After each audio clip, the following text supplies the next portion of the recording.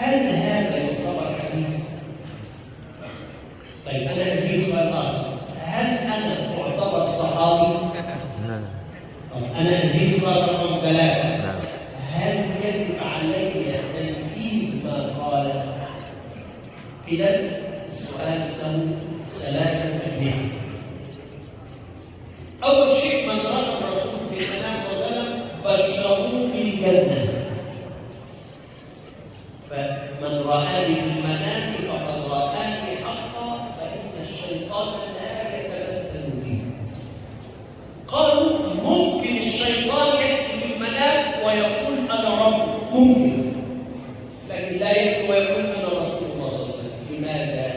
لأن الله ليس له صورة، فلو جاء الشيطان في المنام في صورة وقال أنا رب، عرفنا أنه الشيطان، لا مسمى صحابي.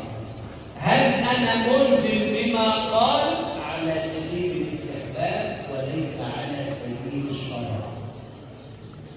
فرؤيتي للرسول في المنام صلى الله عليه وسلم شيء جميل، ولكن لا يقال انه حديث.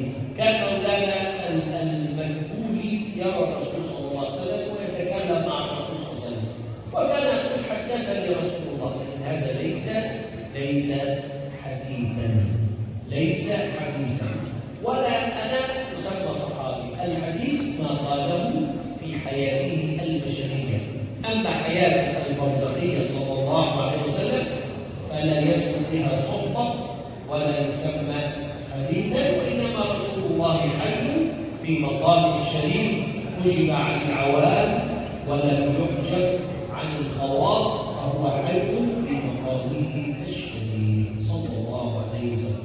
سؤال جميل.